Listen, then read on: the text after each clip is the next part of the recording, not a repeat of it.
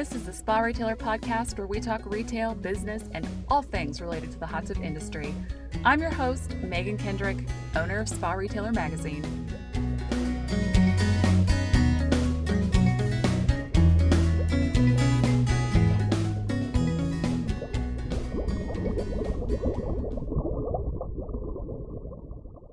Welcome to the Spa Retailer Podcast. Today on the podcast, I have Joe King. He is the CEO and chairman of King Technology. But before that, he is the youngest of 5 children, 4 boys and 1 girl, whose father built swimming pools in Minnesota. And then Joe was excited to embark upon his own career. His dad asked him to join the business, which this is the story I think a lot of us can relate to. Joe said he'd give it a year, and 10 years later, he bought the business. So good. And so I think everyone in the industry is very familiar with the new product that he came up with after that, with the frog. It's something we've all seen and used in the industry, but Joe's come over all kinds of obstacles. The company employs nearly 75 people, and they just moved to a new office building in Minnetonka, Minnesota. And they're planning on putting out some new products in the coming years. Very excited to have you on the podcast, Joe. Thank you for joining us. And I can't believe that I don't think I have ever interviewed you before, which just blows my mind. And so I'm really glad to have you on. Me too, Megan. It's a thrill, and I know your name and I know your reputation, which is fantastic. And it's a real honor and privilege to come to know you and to spend time with you today. So thank you for this opportunity. Yeah, thank you. So we've written about you in the magazine before. It's one of those weird circumstances where I feel like I know a lot about you, even though we've never spoken. Yeah, I understand. But for the people in the industry or the audience who have not heard your story, could you just give us a little bit, and we touched on it a little bit in that intro, but a little bit of your personal background, where you grew up and how you ended up in the pool and spa industry? I grew up in Hopkins. Our office has been in Hopkins. So we basically had this business for about 45 years in the general area. And so we've only moved maybe 2 or 3 miles from where we are today. Throughout those years, I was born there, raised there. My dad was building swimming pools when I was born. Our last swimming pool that he built was our own at our home. And I was, I think, 6 years old. Most of the pools that he built were commercial, as in Olympic size, and residential for we call the rich and famous back then, because that's pretty much the only people that could afford a pool back in the 50s and 60s. It's interesting that your dad's, the last pool that he built was yours. Why was that? Why did he stop building swimming pools? Interesting. One of the pools that he built was for the general manager of Toro, and he called, his name was Bob Gibson. He called my dad on a Sunday and said, "Lloyd, I know it's Sunday, but bring your wife over. We'll have a lemonade. I've got a problem with my pool. Would you please come over?" And he did. And when he arrived, I said to my mother, "You come with me, Annie. We're going to go have a lemonade. Lloyd, you go look at the pool, figure out what's wrong, and meet us back over here on the patio." What was going on is that he was pre-selling my mother on that he shouldn't be traveling while we're raising 5 kids. He's been in Iowa, the Dakotas, Wisconsin, et cetera, and he's gone for months at a time. Yeah. And she really resonated with that.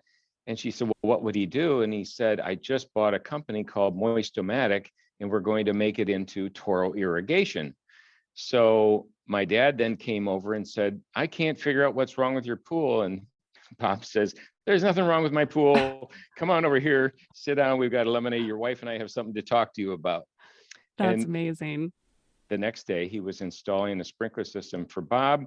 And he became the first Toro installer in the world. Wow. Does that still exist? Does Toro still have an irrigation side? It's actually one of their biggest divisions. Interesting. They're in commercial, as in golf courses. Okay. Everything residential. Yeah, they're one of the largest in the world. Oh, well, that shows you how much I know about sprinkler systems. Yeah. So that's how my dad stopped building swimming pools at that point. And then he had another company called Complement Distributing, which was chemicals and filtration and things like that for all the pools that he built. This is pre-distribution. Like, there were no pool corps of the world. Independents weren't even in the world, really. It was very fractured Yeah. channels. But eventually he found his way back fully into the pool and spa space, then, correct? We actually ran both businesses. He invented some products. So he became an inventor while he was in the irrigation, and he came out with what became the number one automatic drain. It's called the King Drain. And we also Oh, had what was called the King Feeder. And that's what I launched back in 1979. So he had built a swimming pool for Holiday Inn Airport, and they put in, or he built it for him, a jacuzzi. So it'd be one of what we would call one of the first hot tubs. sure. He was distributing bromine, and the company at that time, I think, was called Aquabrome Tesco. And he contacted them and said, I need a chemical feeder for the bromine for this size tub. And they said, we don't have one. So he got thinking about it and he invented it. And I have the prototype that he built right here on my desk. It's just a great reminder. This Oh, is how yeah. I started the business. And he came to me. I was just graduating from the University of Minnesota, Carlson School of Business, Marketing and Business, just general business management. And I really didn't want to join the company because I wanted to go out and learn, get experience, Mhm. and then come into the family business. Yeah. He talked me into it. I should say my mother talked me into it. You know, that Bob Gibson story, she did the same thing to me. And what happened was is that they had taken out a second mortgage on their house in Hopkins here, Okay. and they're 60 years old. So think about it. They're going to A start second a new mortgage business. at 60 years old. Yeah. Yeah, that's a gut check. Yep. My dad was very courageous, and I got a lot of that courage from my folks. I love that you talk about him becoming an inventor, because just the other day someone was talking about that seems to be one of those things that people only do in the movies, right? Where they like are tinkering in their garage and invent something and then build this crazy famous company or whatever off of it. But I think in our industry and in a lot of industries, there are those guys who they created this thing, they made it, they figured it Right. out, they saw a problem and they fixed it. And here we are 20 years later at the place that we are as an industry because of this thing that they decided to make. Right. And the same thing happened to me, and I didn't realize what was happening.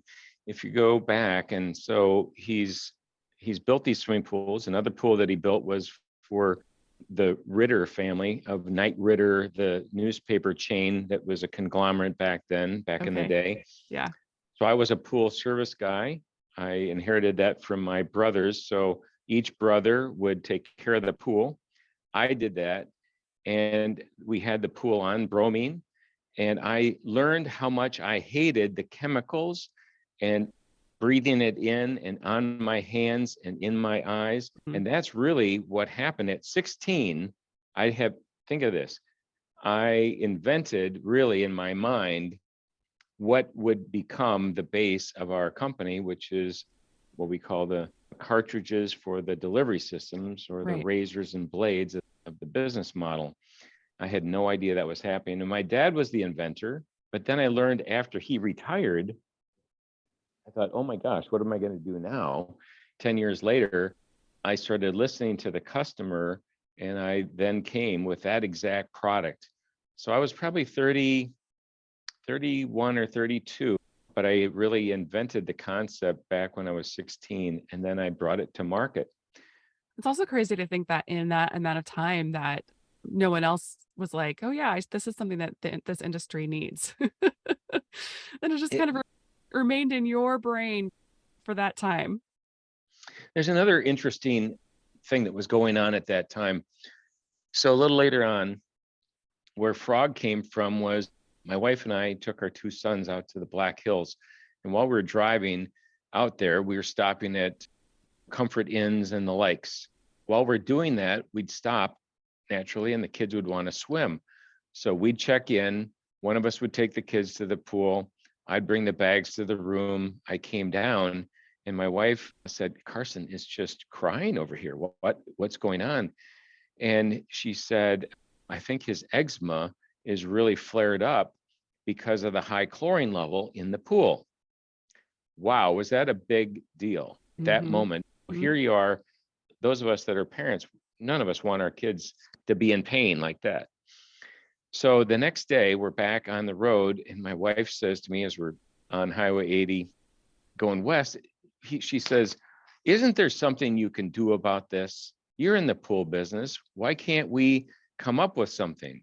Yeah. And that was really the impetus to developing the Frog brand, because it was based on mineral technology. And I've always thought about the more we can lower the level of chlorine, the better off it will be on our skin and the health. Mm-hmm. Who's to know? Here we are years later, what a big deal that is for all of us. We're all health conscious. It's one of those, I call it those godly things, like a bad situation turns Mm-hmm. into something good. And so Carson and his using our swimming pool, our hot tub was really like a barometer Hmm. of good. Wow, this is really good because he didn't flare up. So in the first round of the mineral technology, we got chlorine and bromine levels down to 50% of what anybody else was using on the market. And the most recent technology, the smart chlor technology for hot tubs, which is chlorine based, is 75% less. So we're only using 25% of what the rest of the market's doing. And it's a automatic delivery system versus everybody having to do it by hand. Yeah. I can understand how you got into that situation and said, oh man, this is something that needs to be fixed for my family and for all the families out there. But I'm curious, how do you go from this is a problem to here's the solution? Because you're not a chemist. Not a How did chemist or you, an engineer. yeah, how did you figure this out, or how did you find the right people to solve this problem? There were two chemists involved. So I reached out through one of our friends. One of my first employees was Scott Bittner, and he's Oh, an sure. industry legacy. You probably know Of Scott. course. Everybody Yeah. does. Yeah. One of the best men we know and great sales guy in the industry, recently retired. So Scott knew somebody that he worked with as a chemist, and we flew him in, and literally in a weekend, because he had a full-time job, we flew him in. We spent the weekend and we looked at this and we came up with a way to do it. Wow. And we tested it naturally. And then that one thing led to another. It was a huge mountain to climb, Yeah. but I was committed. And that's pretty much my nature. As I told you before, my parents had courage. I have courage. And we fought all the way through it, including getting EPA approval, 1,500 page documents, Yeah. literally 1,500 pages we had to create. So it was through that engineer, chemist, and then we hired a retired chemist from Ecolab, and he's since passed, but his name was Bob Edelson. What a wonderful man. So we just hit it off. One of our core values is good chemistry. And that's when things just really go. You really have a great relationship with somebody. We're both godly men. We love the Lord. We prayed about the solution, and we literally came with solution after solution and developed it. So that was how it happened. Yeah. And I worked with a different set of engineers to develop what we call the delivery system. And then we had the chemistry. And we have multiple formulas. I think we have 3 formulas with EPA. We're since Baquacil, which was the last, what we'll call big company sanitizer EPA approved product, we've had the last 3. That's not a piece that I want to skip over, because I think that people, unless you've been through that process, don't understand what a big deal it is, number one, or how much time, effort, and money it can take to get that EPA approval. But it's something that I wish we saw more of in our industry, just because it does give that kind of that stamp of approval, and also that things have been independently looked at, as opposed to just someone's writing on the backs of someone else's technology or saying, yeah, I think this works okay. Well, it was a very difficult undertaking. And as I mentioned, that 1,500 pages, that was just one registration. Frankly, I don't keep track of it, but I know that we've spent $7 to $10 million in just preparing for EPA registrations. Yeah. And one in particular, which is probably one of our latest, SmartCore, I think it took us 7 years. So if you think about the millions of dollars and the time, it's called opportunity costs. What if we don't get through the registration? We were dedicated and committed, and by golly, it was the best results, as in this product is superior. I tell people oftentimes that we're just co-inventors, and they say, what do you mean co-inventors? I said, co-inventors with the Lord, because I'm not a chemist, I'm not an engineer, but I have I think it's north of 80 to 100 patents my name is on. Where did that come from? I can't even tell you, but I'm a great listener, and I'm dedicated to the Lord. I'm in the Word every day, and that really is my driving force. And He has just brought so many ideas to us, and now we have a full team, chemists, PhDs doing the same thing, and they're all godly men. Yeah. You know what's really cool is that I think it's hard sometimes to see your business as what God has called you to. I think you sometimes think that God calls you to the ministry or to work in charities or to do nonprofit, like those kinds of things. And I think sometimes we don't see the mission field right in front of us, which is our own businesses and our own jobs and our own careers, as the place where we've been called to serve. It's encouraging to hear you say that, because I think sometimes in my mind, I lose sight of that too, where it's, no, this is where I'm supposed to be, and this is what God has called me to do. And so, it kind of helps you in the midst of those challenges and those times where you don't know if you're making the right choice, that Right. you are in the right place and you're there for more than just to make money. It's like Yeah. there's actually a higher calling or a bigger purpose to this company. I think that's hard to see when it's not specifically a, ministry based venture. My wife and I are so committed to this, and she's been her name's Mary. She's really supported me over all the years. She's never worked in the business, but I tell people that she's really an integral part of who this business is. And because it's about character, it's about mission.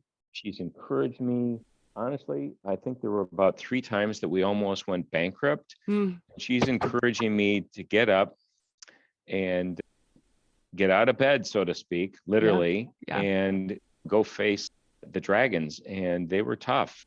We've had some incredibly tough competitors that tried to put us under, early in our years, and we never gave up. So I always say that you're really fighting the Lord here, because the Lord is present in our business. We turn to Him every day for wisdom and discernment, but then we're leading. And so, to your point, Megan, we absolutely see this as a ministry of how to live our lives. And I call this a rich life. What do I mean by rich? It's the way life should be. I think it's the way we were originally taught how to run a business. It's run with integrity. Rule by the golden rule. Do unto others as you would have them do unto you. Sparkle with excellence. Okay? Let's just do it amazing. Not good, not great, amazing. And then let's be servant leaders. This whole time we can be serving each other at work as we go out and serve others. This just happened in the last couple of days. One of our employees had something bad happen to them with their car. It was a costly situation. She's new with the company, only been with us a year. Her name's Helena. And Brian Wall in marketing comes up with this idea on his own. He's going to do a fund me, and he's going to raise some money to help her get out of this situation. Unbeknownst to any of us, she's had a rough year prior to coming to King, et cetera. And she just wrote an email today thanking everyone. They came in. You can see how much has been raised. People continued to give money past what she needed. She's welled up in tears. This happened this morning. I haven't seen her or Brian yet, but you know what this is about is character. It's about living our values. It's about being the right kind. A godly person would do this. And guess what? We have a whole team of people like that.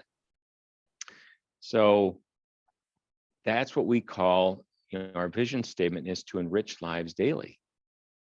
So as we are men and women that come together to serve each other, that's what just happened, serving each other. How do you get to work if you don't have a car? Yeah. If you're broken, if you're discouraged, all of that. And the team here stepped up. I didn't do a thing. I could have written a check and it could have been done, right? Sometimes you have to step back and allow others to do something and then look at the heartfelt stuff that's occurring here. Yeah. So we come together to serve each other so we can go out and enrich others' lives. That's what we do every day. That is our vision. It's our purpose. It's our why. Yeah. And I think when you find the companies who have that really clear vision and their commitment to each other and to a higher calling, it's really interesting to see how that manifests itself inside and outside the building. Like you just said, that's such a great example of something that happened recently where you get to see that lived out. It's honestly, nothing else could happen this year, and that would be it. I am like, that is the coolest thing. Yeah. We have these spouses that can't, we just had what we call a dedication and open house. It was just less than 2 weeks ago here at the company, at the new building. We dedicated the business to the Lord and the building. We did that at our other building 6 years ago, and you would not believe what the Lord has done. Like, it's unbelievable. We moved from a 25,000 square foot building into this building, and it really has about 118,000 feet.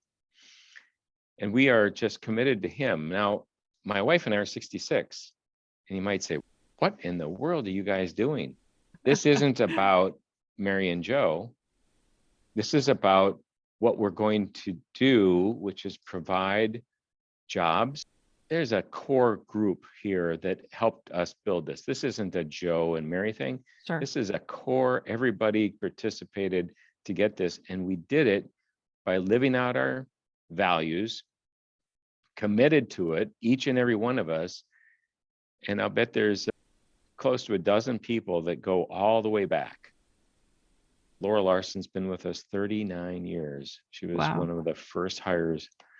And we built this company.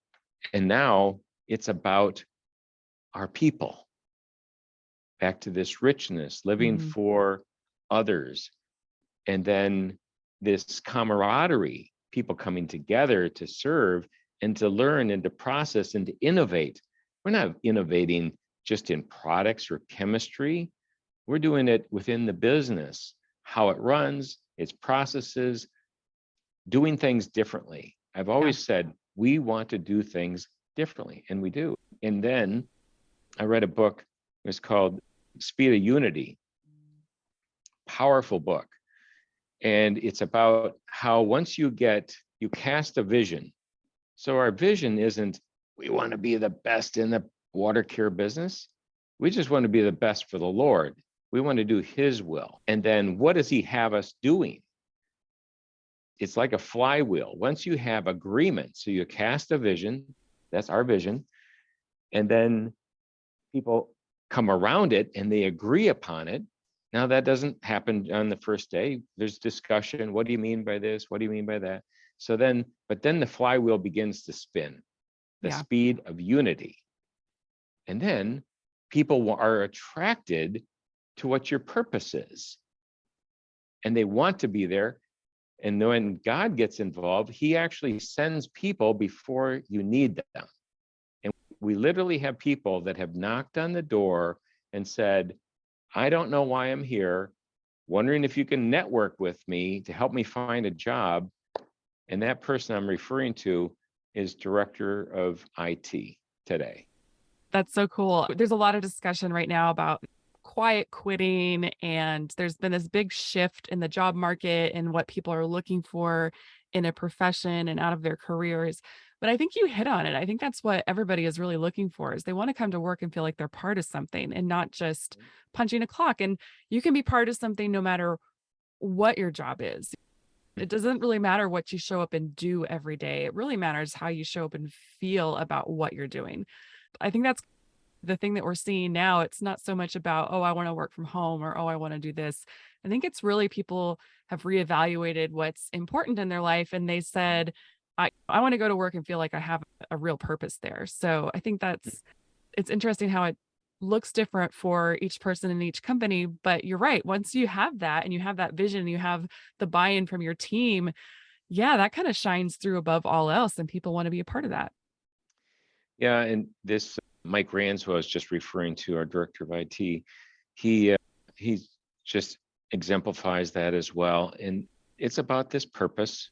I love leading great people, and we have terrific people. We're attracting terrific people, but it's really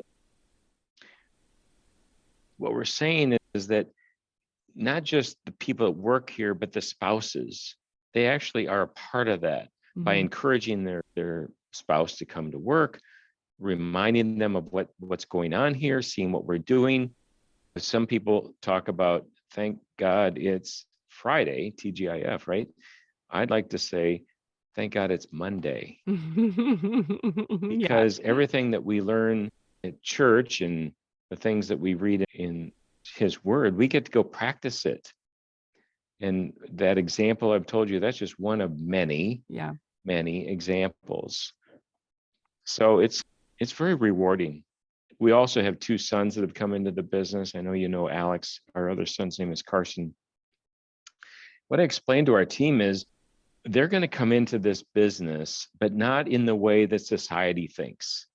Society would say, oh, big bank accounts, big cars, big buildings, and a big future. And they're going to just be handed this.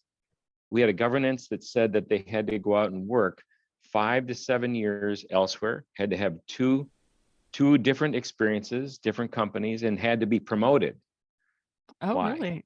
Interesting. Character building and self-confidence, breaking off some of those rough edges, right? Yeah. You have to rise up. I've heard people say that they wanted their kids to have that experience or to experience these things and do different things before they came into the family business. I don't think I've ever heard anyone say that that was part of their governance, that they said this is what has to happen and had it outlined to that degree. That's really interesting.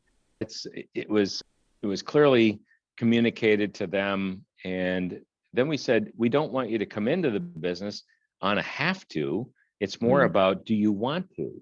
Yeah. And if you have experience elsewhere, you're going to have an idea whether this is really what you want to do. Because once you join King Technology, more than likely you're committed. Like, you're going to do this the rest of your life, because this isn't a job.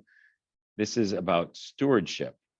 So I explained to the team, and you know what? Megan, I've been talking about this since they were probably 5 years old. I really had this vision and future outlook. And not that I didn't waver on it or think differently. There were some tough times out there. I wish I could just sell, be done, walk on the beach. And I won't lie to you, that definitely happened in my mind. But I was committed to this, my wife's supporting, and we encourage them to come in as stewards. Huge difference. You're not a Mhm. business owner, you're a steward. What does that mean? That means that wherever you take over, that's going to be, so Mary's and my ceiling will become their floor. If you're a steward, you have to improve on it. That's to build it and do something better and greater. So that's been the perspective.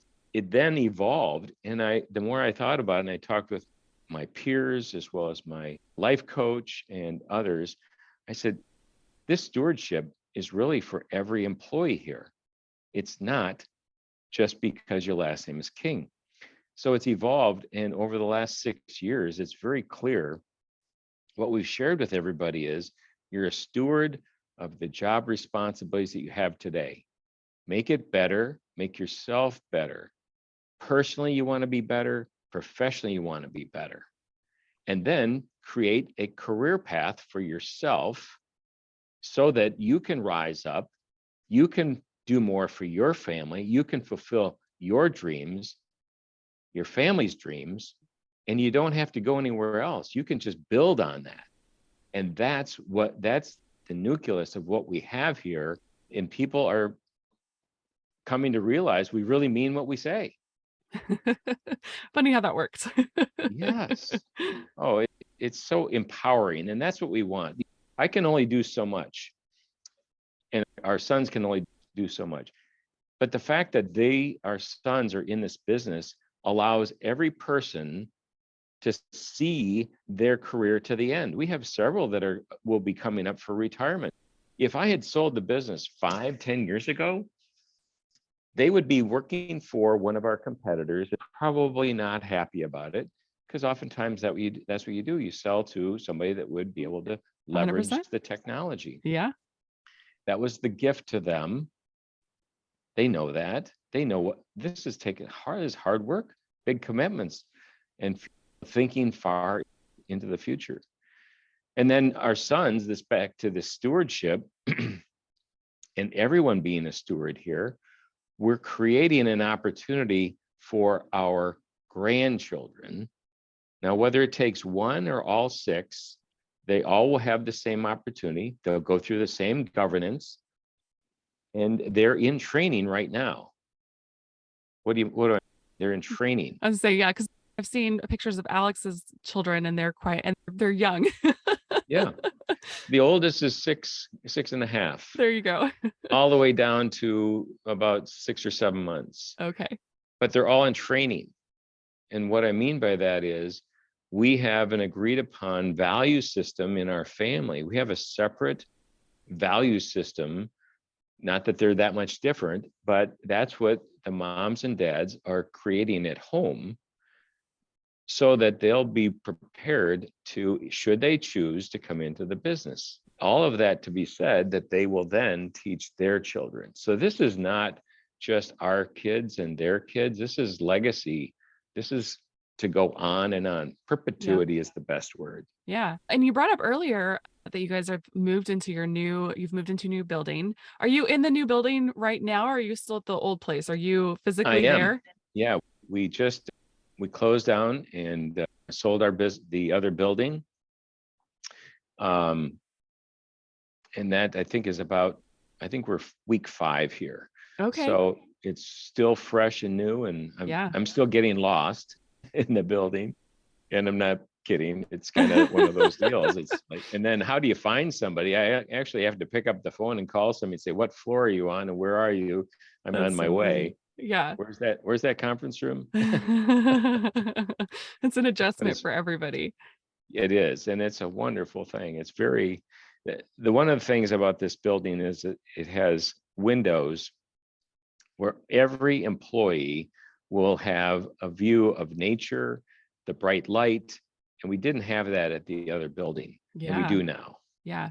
What a gift to give your employees, because I have worked in an office with no windows before, and it was not my favorite.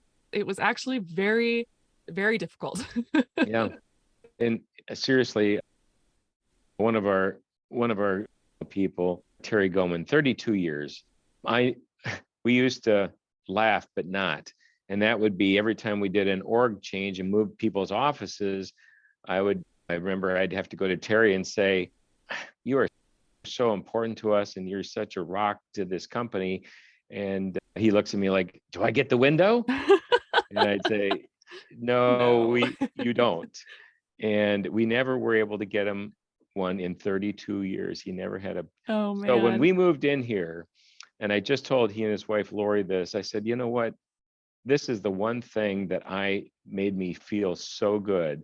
And one of the reasons why I chose with the team to acquire this building, we wanted something for all of us. And in particular, Terry, this is for you. You get your window now. For you. Yeah. And he's got it. big and Yeah, bright. that's great. So we wrote an article about your new building, so I feel like I've got a little bit of the backstory. But how did all of the craziness of COVID, how did that change your plans or maybe accelerate your plans to move into a larger space? Well, it's a little bit of each. So here we have this building that would hold up to 50 people without making any, extra moves and so forth. We ultimately ended up adding workstations in the lunchroom, in Mm, the hallways, in the warehouse. We had it everywhere. yeah. And we were in the 60s before we moved in. We almost set, I think we're just under 75 people, maybe 75. I know someone just started or was hired last week.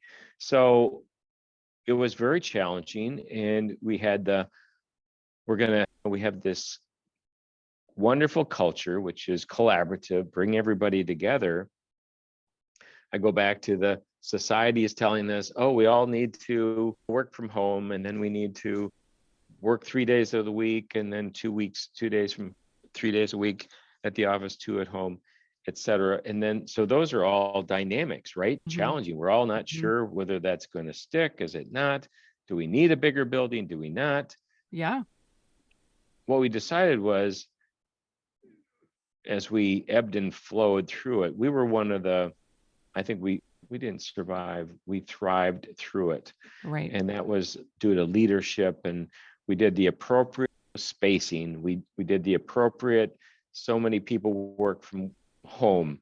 We gave everybody the grace to do what they felt best about Mm, our directional strategy, and then we had a personal strategy, and we allowed people to do what they needed to do for themselves and their family, because people at home had somebody at risk, et cetera. It right. was dynamic. Right. Everybody knows that.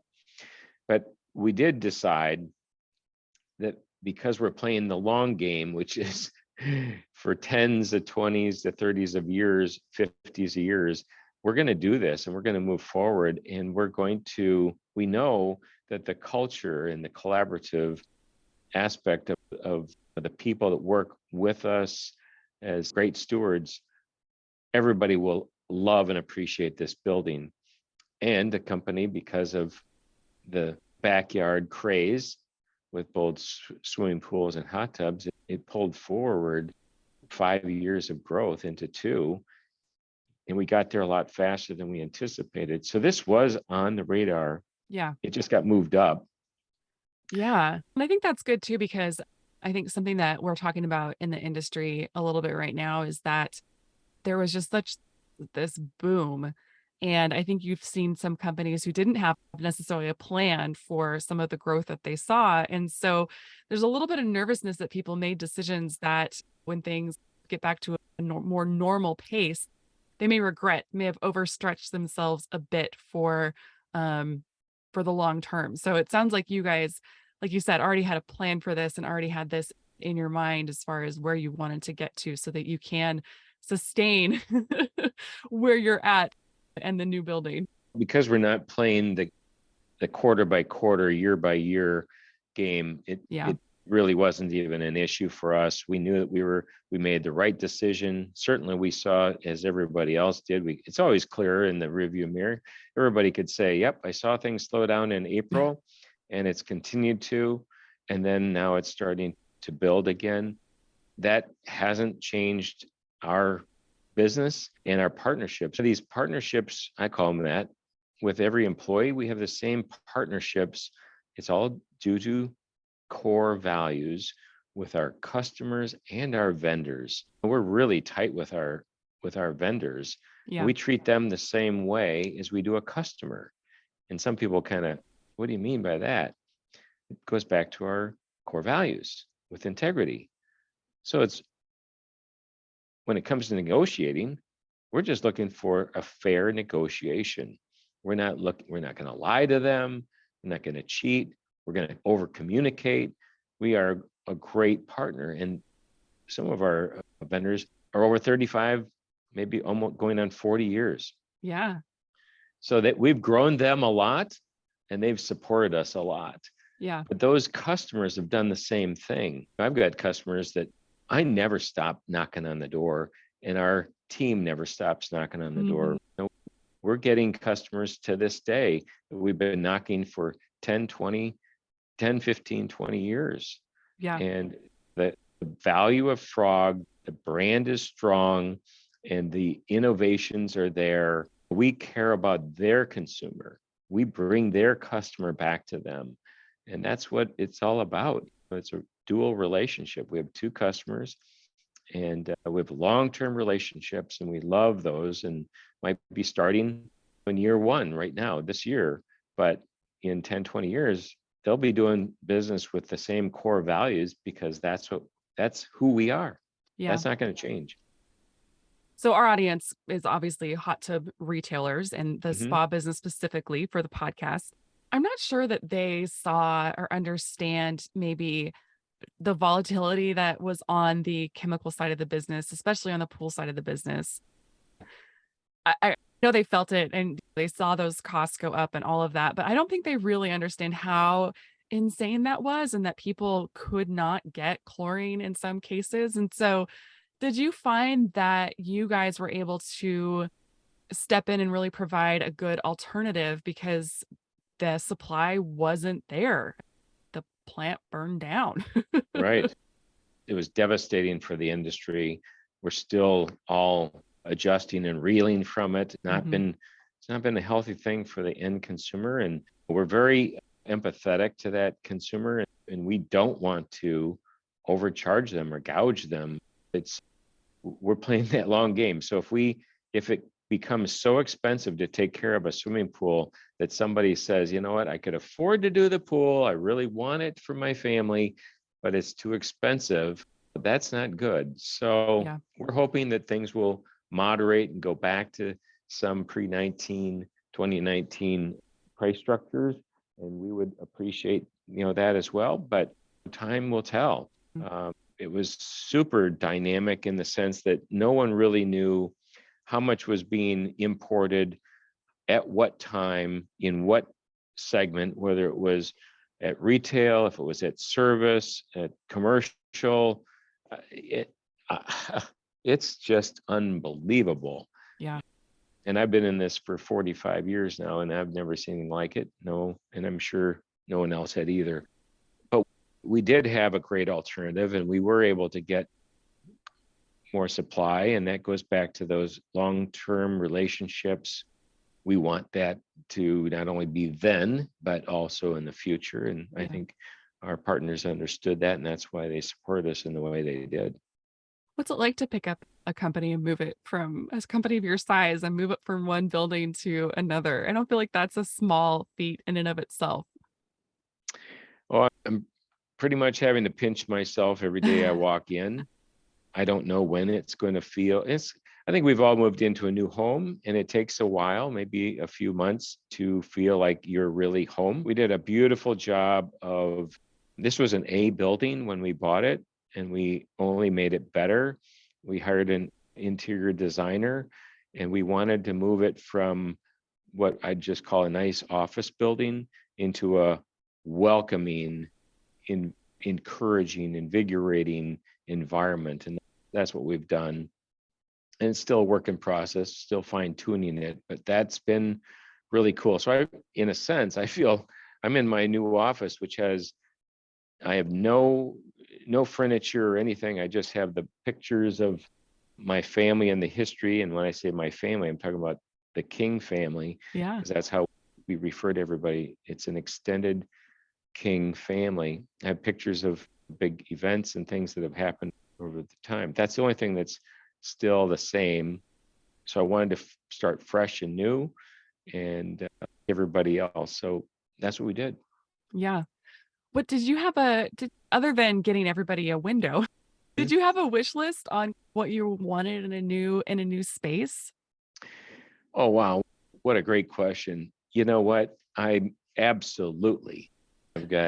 goosebumps to tell you this, because what I saw in this building with the team when we went looking, we had at least a dozen buildings we looked at, got it down to about 3, and not one of them had what this building had. Interesting enough, it was one of our vendors, our healthcare provider owned this building before us. So Oh, really? we bought it from them. They had been acquired and they moved out. The building was only used for about a year and it had been completely gutted, brand new, A building. And so we looked around at it and we said, wow, look at this. One of the things I'm so excited about, and it's something we've already used, and that is we have what I call a world-class training and conference center. So we sat family style and served family style food for 185 people, our family, and all of our employees, Yeah. husbands and wives, and children, moms and dads. Everybody was invited. And that's when we dedicated the business. Our pastor came from Florida, where we have our second home, and we did that all together. It was amazing. It was awesome. So that room can allow us all together because we're family and we fed everybody. It was Italian, it was spaghetti, and it was bread and salad and all the different things and great desserts. And then so that room is going to be able to do multiple things. All the speakers and the microphones are throughout the entire area. It's set up for world-class training. What does that mean? That means that wherever you sit in there, you get the same as if you and I were talking like right now. And there's ability to interact. We have the projectors, we have screens to where you can have, if you're a presenter, you can have your notes, and it's really well done, A+. As is every other conference room is A+ AV, okay? Yeah. Just to start. And then we have a cafeteria that's bright and large. We're doing life together. Let's go back to the way life should be. We're doing life together, work together. We break bread together. When you break bread together, you're talking about some hardships, right? Because everyone goes through it. We want to be there. And this is actually a room that provides just that, an opportunity to interact. And it's also to encourage each other. I don't know if this happened, but that story I told you earlier today about Helena and her car and Brian stepping up, it might have happened in the cafeteria. I don't know. I would hope in the future, those kinds of things happen there. Cafeteria is a huge place to do life together. It brings balance together. We don't want to just work hard and no break. Like we don't want people to eat it at their desk. Right. We want them to come together. Take that mental break. That's how you're going to be your very best. Multiple other rooms that we have is we have two of them. It's called Living Waters. And Living Waters is a place that you can go and there's a Bible in there. There's a place that you can lie down. And if, let's say you're not feeling well, you can basically pray and restore your soul. We have two of those, one on each on the first and second floor. And then in the exercise, we have a full fitness area with showers and changing area. So you can do yoga and Pilates. You can do your exercise of your cardio, free weights, etc. All brand spanking new. And then the Innovation Center, which is where we innovate for our technology, for our engineering team. We also have available hot tubs. You can go and take a hot tub during the day, enjoy and relax. We have additional showers and changing rooms in a closer area to that. Yeah. We have a room where where we'll have somebody come in and do massages. So you can schedule a massage. So you're really building a campus to rival the Facebooks and Googles of the world right there in Minnesota. Well, actually, I've never thought of it that way because I haven't visited those, but I would like to just say that what we're looking for is to help each of us be our personal best and professional best, provide all the amenities for the mind, body, soul, and spirit.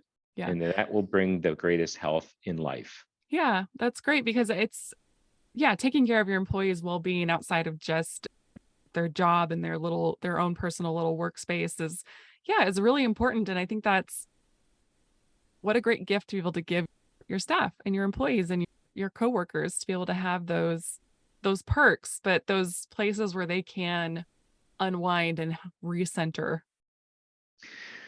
That means the most to us. So Mary and I, we literally, I mean this from the bottom of my heart. We love every employee, future employee. Mhm. And I mean that in the sense from our heart. We want the very best for them. We also want the very best for our dealers. And we want to partner with them.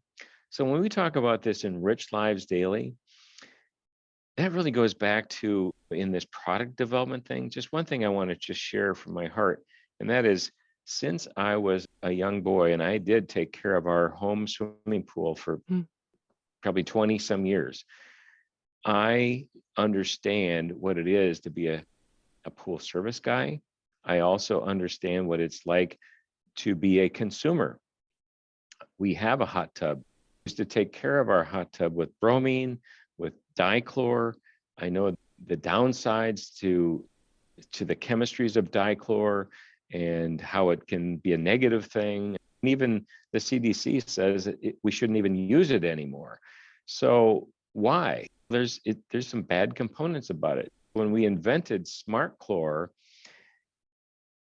what's really awesome about this internal drive that I have is that some really great things have happened. But I put myself in the shoes of a consumer first and a dealer second. What do I mean by that? How can we as an industry sell a $10, $15, $20,000 hot tub? And then how can we turn to them and say, oh, and then by the way, take this bottle and get a teaspoon and put in 3 teaspoons of dichlor every time that you use the tub. And oh, by the way, you probably should have it before you get in, but we don't want to tell them that because then there's going to be the chlorine odors while they're sitting in there. And then you have to do this daily or every other day. It'd be like selling a car for 20 grand and telling somebody you have to go to the gas station every day. Excuse me. So that has really been at the core of our innovation and development. Mhm. I don't feel that is right. There's no integrity in that. So that really was the impetus in how we developed first moving from the King feeder to what became the Sandy King Adjust-A-Flow, to then the Frog mineral system with the bromine and minerals, and then ultimately Smart Chlor. Yeah. That's Yep. why we're there. And it's the right thing. Yeah. It's back to doing what's right.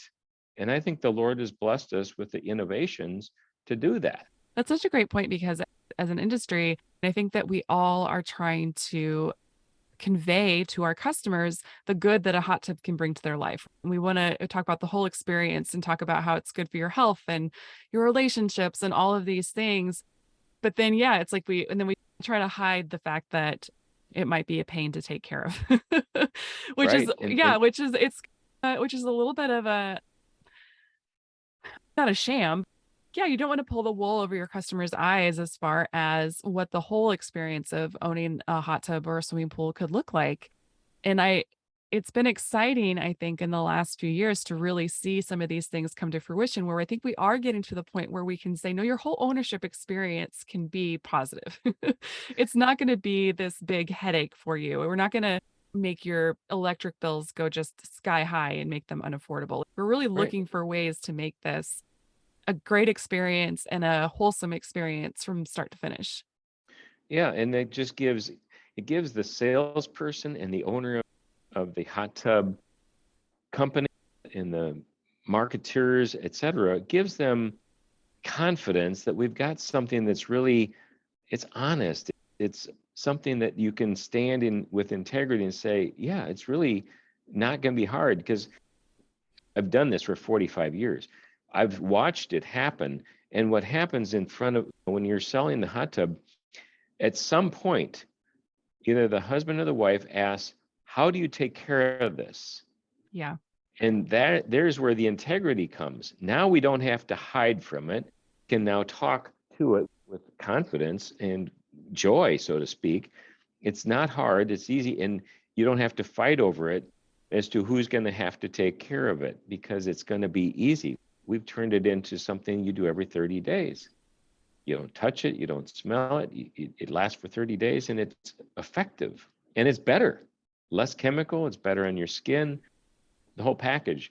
So in my opinion, I feel like this technology and what we've been working towards for all these years is really building our industry, because there has been a lot of, we've all heard it, the terrible stories. I don't want a pool because of all the work. Every segment, I'm so proud of our industry. Whether you're selling a pump, a filter, a heater, automatic cleaners, in our case, the sanitation group, et cetera, there's really nothing that's hard anymore. Not like it ever was. Not when I was back when I was 16. Yeah, it's pretty great. The whole industry just seems to be on this kind of precipice of change Yeah. and just in a really good spot. And it's exciting to see from, like you said, an innovation standpoint, from a community standpoint. It just seems like everybody is ready to push the industry forward into some of these areas and make that experience great from start to finish. And it's just been really cool to see some of the stuff that's come out of that. And I just can't wait to see the pandemic, for as challenging and as hard as it was. It is one of those things that I think in 5 years, we're going to be look back and say, but look at what came from that and the innovation that Right. came from that and the way we changed our businesses to make them more efficient because of that. Those hard times can have such a refining quality to them. And so I'm excited to see what that looks like. And I feel like it's already starting. Mm-hmm. Oh, I do too. And we've had the opportunity to scale through this, and we didn't get through it without some of our own bumps and bruises. But for Mhm. the most part, I think our dealers would tell you that we did a better job, maybe better than many, to keep them stocked.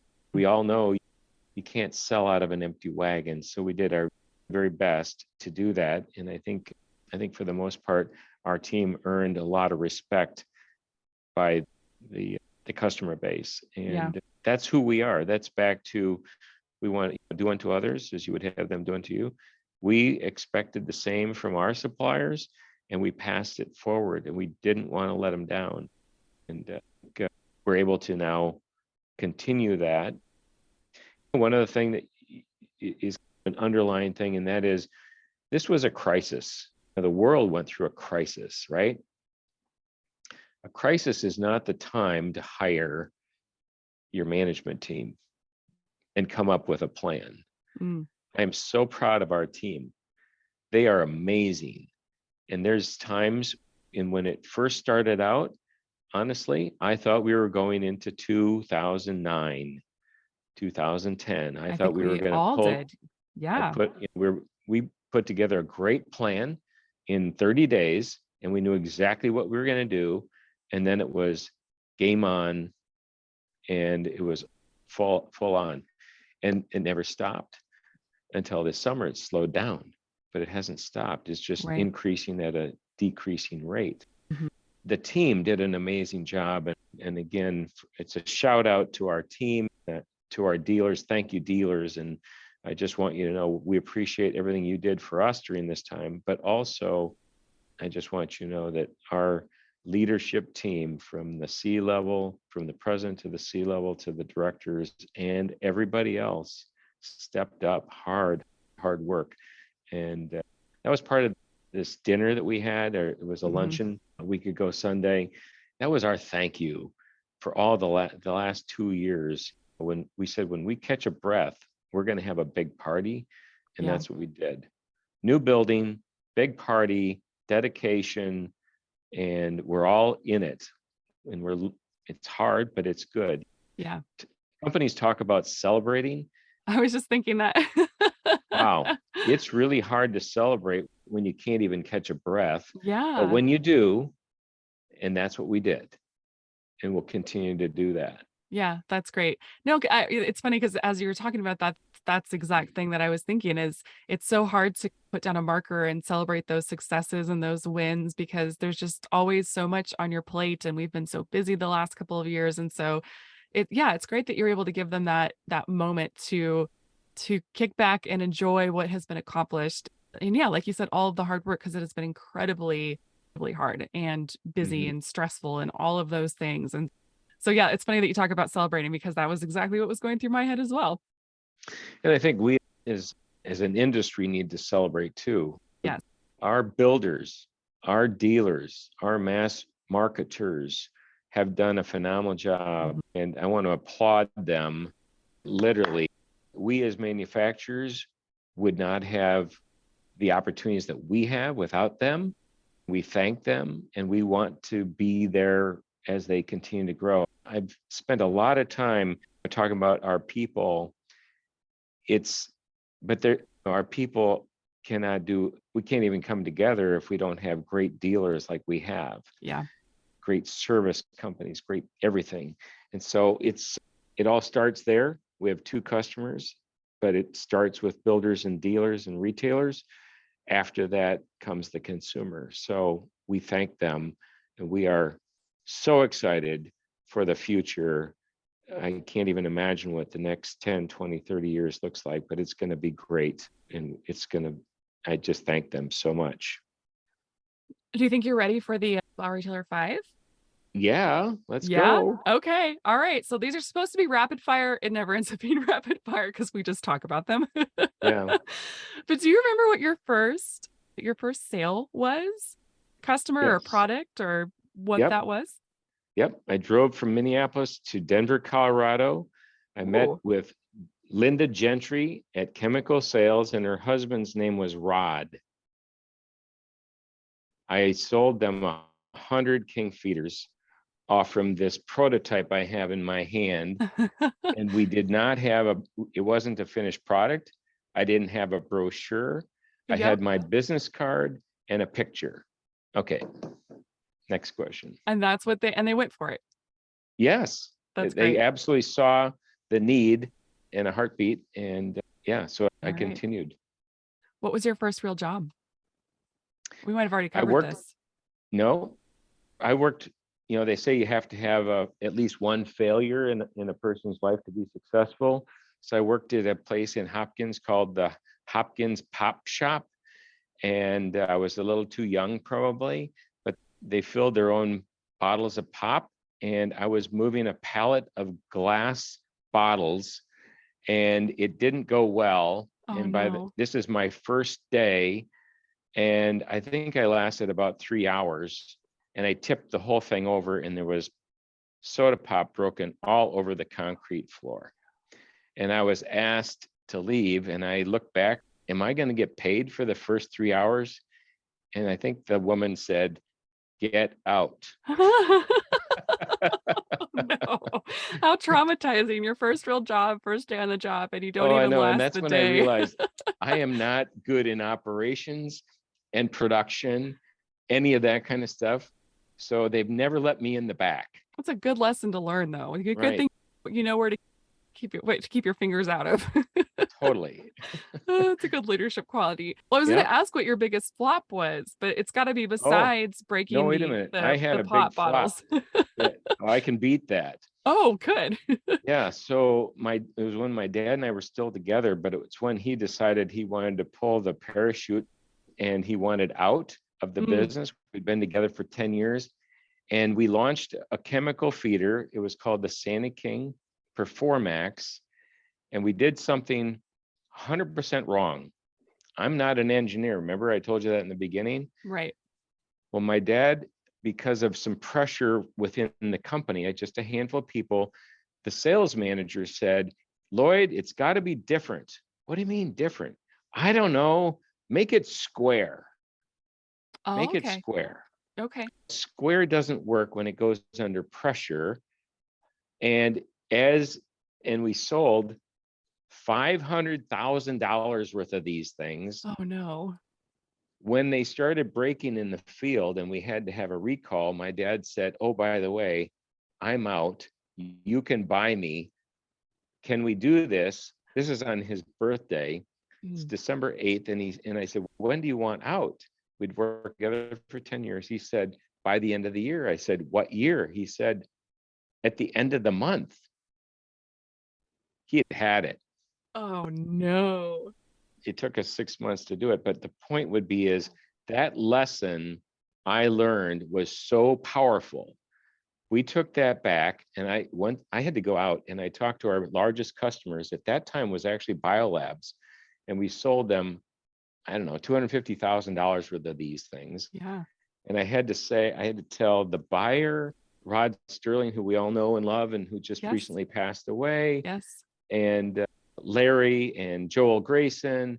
I had to face them all and say, you know what, guys, if you ask me for a check back, I will be out of business. I have no money. I cannot do that. But what I Man. can do is I can replace them with product. And this is when I learned this. I keep talking about integrity. I gave them my word. I shook their hand and I fulfilled the obligation. I Yeah. built character in myself that day, and I've never looked back. Oh man. Yeah, that's tough. Those are the kinds of conversations that you don't want to have with your customers for sure.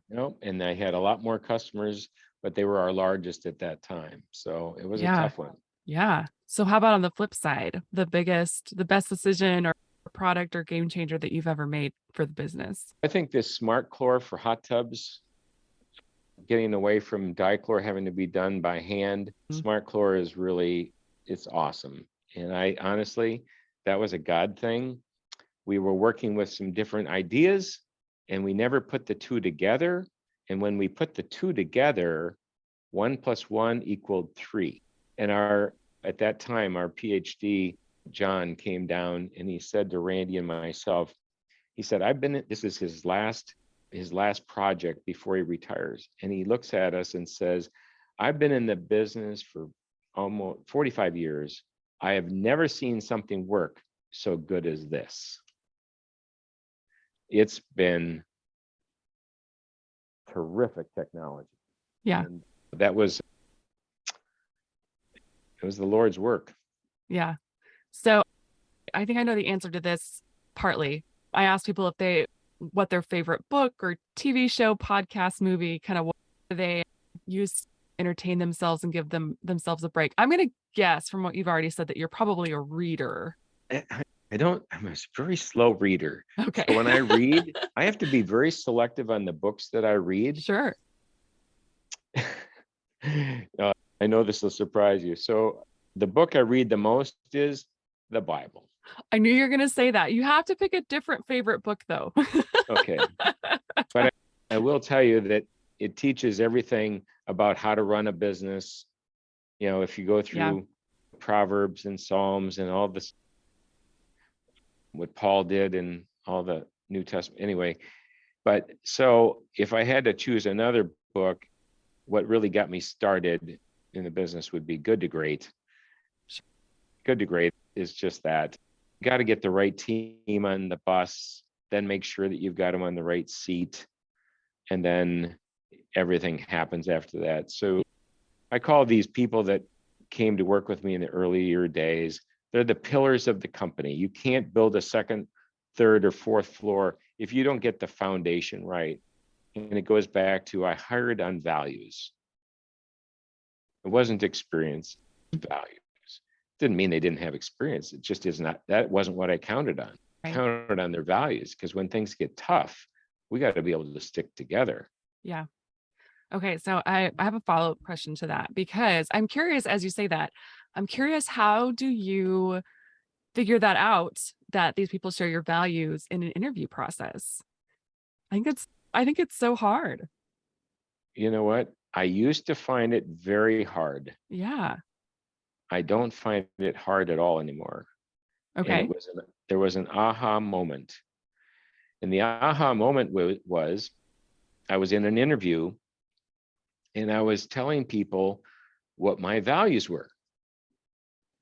And then I would ask them what their values were. Number one, you can't lead because then you're really just giving them the answer. You're giving them the correct answer. Yeah. So probably one example would be what I changed and did was I said, tell me how you discipline your children. Oh. That was actually became my first question I asked. Now, why would I do that? Because when it comes to disciplining your children, it's usually when something's not going well, right? Be Mm-hmm. the heat of the moment or this or Mm-hmm. that or whatever.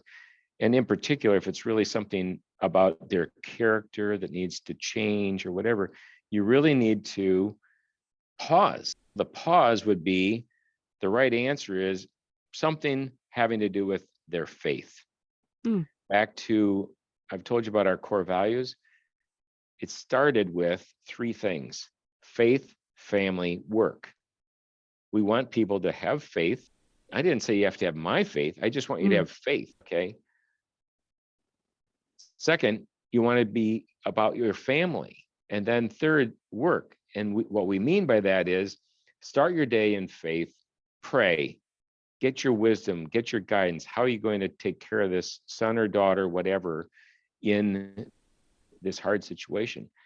And one person's response was, when I said, how do you discipline your kids? They said, my wife and I get on our knees. Pretty telling. Now, this is at a senior leadership level, and I'm turning over direct reports to this person. I love my people so much that I interviewed 15 top executives in Minneapolis, some from Toro, from you name, go General Mm-hmm. Mills, you go down the list. Yeah. We've got Fortune 500s here. I didn't find one that I went to the second interview with Really? until I met Randy Roseth,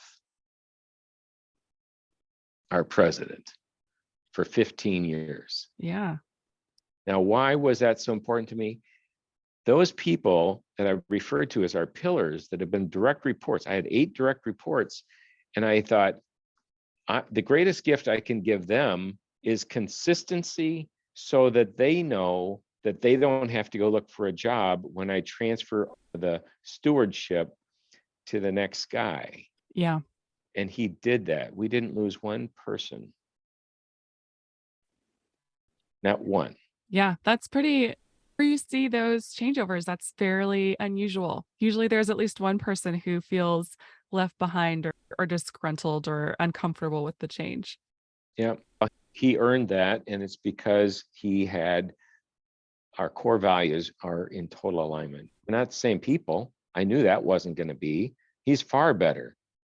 He's a operations excellence, came from Siemens and Emerson, and he is awesome. And Hmm. he does a fabulous job. And those people could rely on those same core values. I'll add that to my interview questions Mm. going Well, forward. I was just going to say, it's been so fun to do this. Yeah, thank you so much. It's been great to get the chance to sit and chat with you face to face. Thank you for agreeing to come on the podcast and give us a little insight into what you guys have been up to the last couple of years and going forward. And I really appreciate your time. You're so welcome. The one thing I really appreciate you and what you're doing with the magazine and these podcasts, because I think I've listened to several of your podcasts in preparation for this, and you're doing a fabulous job of giving back. You're serving. You're a great servant leader in our industry. We should all applaud you for what you're doing, because you're helping all of us become better, stronger, encouraged. You have such a sphere of influence, and you don't take it lightly. There's no question about your values and who you are. I've learned that just by listening to the questions, the thoughtfulness, and the value that you're trying to provide others. Because you know what? We as an industry can only rise up if we have great leaders underneath us. It isn't leaders keep rising, we keep teaching others how to be great leaders. And that's what you're doing. This platform is amazing, and it's an honor and a privilege to be a part of it. And I love this industry. I've never done anything but this, and I would do anything to help our retailers, builders, service people, anybody. And call me anytime, email me. I'd love to help. If you're thinking about selling your businesses, don't. Learn from these podcasts how to use the growth strategy of succession planning. And that's something I really feel proud of. We've done a great job, not me, but our team. And I'd love to help others do that too. Oh, you know what? I feel like that was a question that we scooted past because Oh. I think you guys won an award about for your succession plan a while ago. Is that right? Yeah, it's called Twin City Family Business Magazine. Okay. And Okay. we were nominated for that. And I said to the gentleman that nominated us, I said, would you please not do that? I'd like flying under the radar. Too late now. And he said, he was paused and big pause. And he said to me, Joe, this is not about you. I said, what? I didn't get it. His name is Tom. And he said, Joe, this is about you giving back to the industry, to the city, to the other family businesses here in town. And so we were nominated and we got the award. And our whole team got to go. And it was a really awesome evening of celebration for who we are and what we've done and what we're doing. Yeah. Yeah, well, and that's nice to hear you say that about succession planning, and that's something that we're actually planning on talking about quite a bit in the magazine in 2023. Oh, Because I wonderful. think it's something that's on the minds of a lot of people in our business right now is what comes next and what does that look like? And yeah, so I'm sure there'll be a couple people who might take you up on that offer. At the end of the day, if we all sold our businesses, where would the industry be? We should really be preparing the next generation. And I really encourage folks that are considering it, it's probably not going to change their lifestyle if they sold their business, really. There's ways to exit and still have a retirement plan. But think of it's so rewarding to be building character in people that will then be better spouses, better fathers or mothers, grandparents, and they do that by the things that they are investing into their people and then what they receive. Like, I think people say, well, you keep pouring into this group of people in this company. I said, you have no idea. I'm receiving that. I told you that story this morning. Yeah. I'm on cloud 9, Yeah. knowing what's going on just by the kindness in the people's hearts here. Yeah. And I think we hear people talk about too, we talk about the labor market being tough and you hire someone and you train them and then they're gone in a couple of months. And I understand, boy, do I understand the time and effort and energy and expense that goes into finding and training new people. But when you're looking at it from the pouring into people and not necessarily what your business gets out of it, but what they get out of it as a person, I can't lose, even if it does feel like a lot of time and effort to get someone trained up. Right. Yeah, you can't lose. And it's, as I say, it's back to it's a rich life. That's what I mean by rich. Yeah. You give and you receive. Yeah. I'm sorry. I didn't mean to take us on another tangent. I know we were finishing up. Yeah. No, it's just fine. Yeah, but no, thank you. Thank you for coming on. Thank you for the kind words about the magazine. I appreciate that. And I don't think I anticipate to see Alex at a trade show coming up here pretty soon, but probably I don't think I see you at the trade shows very often, Joe. I'm coming. Oh, you are? I am going to be there. I'm looking forward to being in Vegas. So That's yeah, great. it's hard to find a lot of people that I know, but I'll definitely be coming to see you. Absolutely. Yeah. Make that happen. Are you going to be the frog this year? You guys usually have a frog. Have you ever donned I've done that hat? before and allowed someone else to do that this year. Okay. It'd be a good way to be incognito in your booth I could be listening to the customer and see what we can come up with for another product. Yeah. Great. Thank you so much. I appreciate it. You have a great day. Thank you so much, Megan. Wishing you and your family all the best. I'll look forward to seeing you next week.